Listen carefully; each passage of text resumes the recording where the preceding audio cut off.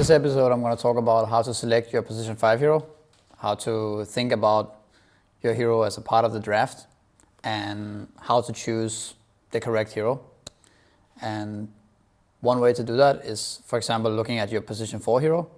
Like, is he a melee hero? Maybe then you want to play a ranged hero. Is he a ranged hero? Maybe you want to think about potentially being a melee hero yourself, just for the synergy. And you're usually the one to pick your hero first. So maybe you won't see your carry as hero, but it's still, in that case, it's important to maybe pick a strong laner so that your carry has a bigger variety of heroes that he can play.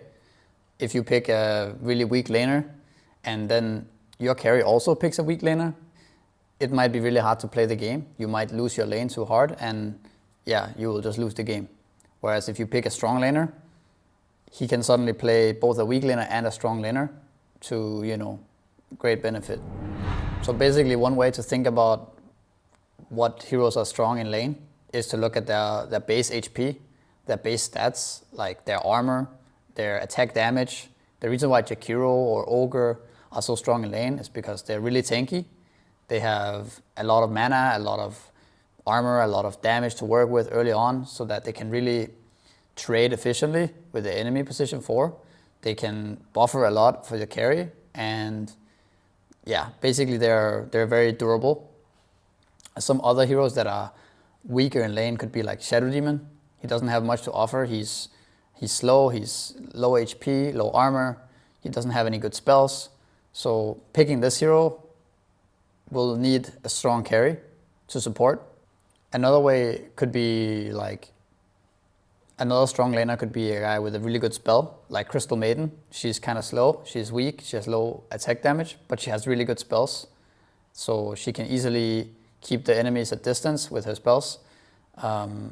Some heroes are melee and cannot really trade, but they are really tanky, or they have also good spells that can either secure certain creeps the carry can't get, or somehow like protect the carry in case they try to go for the kill.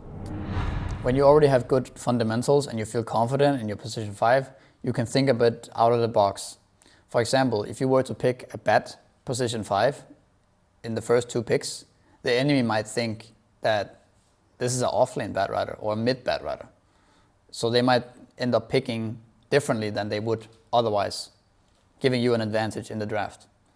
And this is something that you can do with a bunch of heroes that are normally played as a core role. Pugna could be another example. Puck is another example that's used in Pro Dota a lot. You pick Puck and the enemy don't know, is this a mid Puck or a 5 Puck? And yeah, it's a really good way of getting ahead before the game even starts. So a few days ago we had a new patch, and this happens from time to time. And a good way to find out which heroes are good, or a good way to think about it, is to compare your hero with certain items. Like what items can make your hero stronger? For example, Crystal Maiden, if she can get a BKB, it's hard for the enemy to cancel her ultimate, and making her a lot stronger.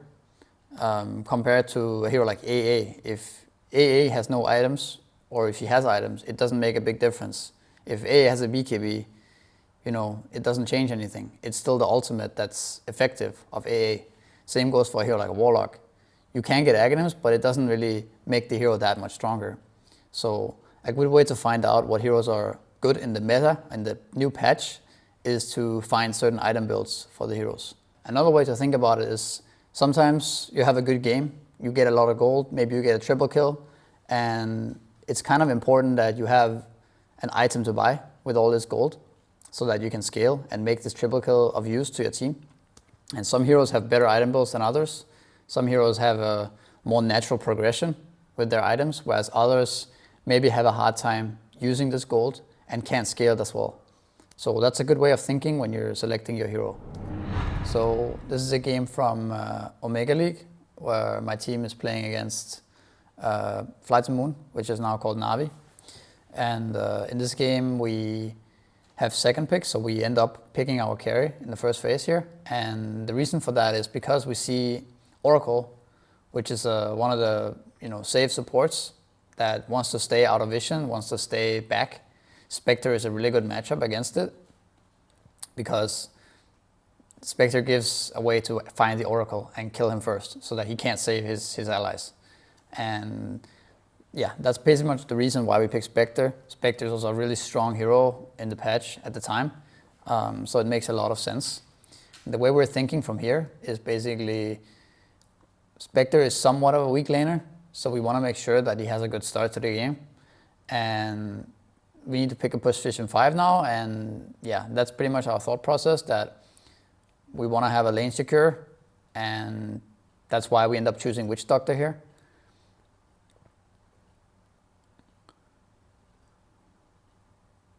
I think we're thinking about a couple of different options, but Witch Doctor is the solid. It doesn't show much, and it's gonna make sure that Spectre has the best lane possible.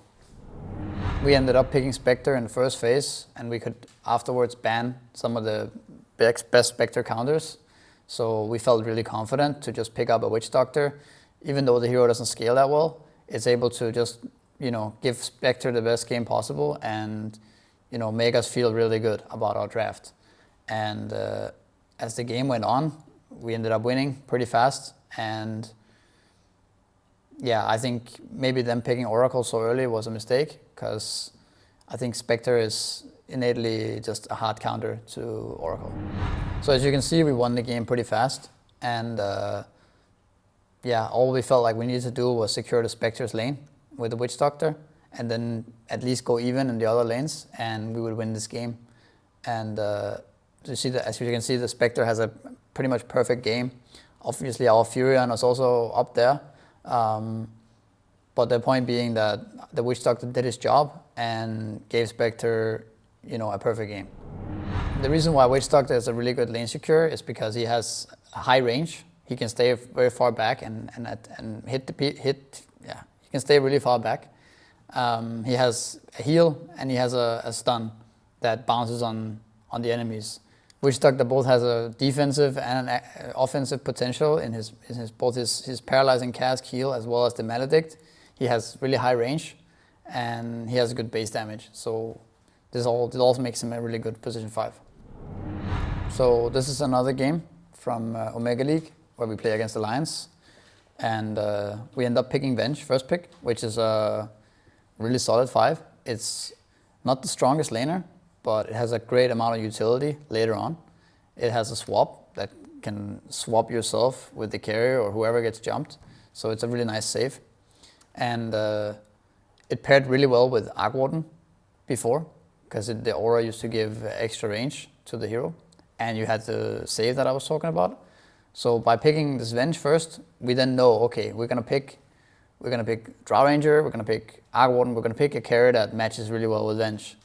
And in this case, we go with Arc Warden. And basically, we are enabling our carry with the position 5 hero, in this case, very much. And as the game goes by, we end up winning. I think the game is pretty long, but that's mostly because we end up having Arc Warden as the carry. But this is a good way of showing, like, if you combo your position 5 with the right carry, it can be extremely powerful. And yeah, the rest of your draft sometimes don't even matter that much. So this is obviously from a pro game where, we know each other and we communicate a lot. In your pubs, that might not be the case. But if you anyways end up picking your hero first, you can easily communicate to your carry, give him a list of 5-6 heroes that you think pair well with your position 5, and it might give you a much better chance of winning if he ends up picking, in this case, Arc Warden with your Venge, or another hero that synergizes really well with your position 5. Classic examples could be like, if you play Crystal Maiden, maybe you can ask your carry to play Juggernaut. If you play Witch Doctor, you can ask him to play, or Lich, you can ask him to play Spectre or Phantom Assassin, or Magnus Phantom Assassin, or Omni Knight Sven is really popular right now. So there's a lot of combos, and you can usually see it from pro games. They do this a lot. So get your inspiration there, and yeah. So in this game, another game from Omega League, we play against Nigma, and in this game, like we also talked about before, we ended up picking Furion, Nature's Prophet, in the first phase, and This is a hero that's very flexible, so you can play it from multiple positions. Even Doom is fairly flexible, maybe not as 5 as much, but by opening with these two heroes, we give the enemy like no chance of knowing what heroes are what roles. And this is a good way to think about the position 5 too, because sometimes you can throw your enemy off by picking your hero in the first stage, and they think it's a core, and then it's actually a position 5. So that's going to give you, sometimes it's going to give you an edge in the drafting and in the game as well. So because we opened up with Nature's Prophet, we were then able to flex the hero all the way towards the end, and when we saw their weakness, we could immediately choose Broodmother and put the Nature's Prophet on position 5. Even though in the beginning it was maybe intended as a mid, but because Furion is so flexible, we could easily just change the plan. I think some of the most important things to think about when you're tryharding your pubs and you're trying to gain MMR is to make sure that your hero synergizes well with both your carry as well as the rest of your lineup. You won't always know your carry you're playing with, but I think a good way could be to communicate, okay, I'm gonna pick this or this. You should, think about what you want to be playing with it, or just make sure that you communicate from the very beginning of the game. I think that's going to give a positive impact on your results. I think when you see the position 4 pick first, you can also take that into account. Like we talked about before, if he's playing a melee hero, maybe you can be playing a ranged hero that synergizes well with what he chose. So keep in mind that it's not only about your hero, it's also about how your hero works with the rest of your heroes in the draft.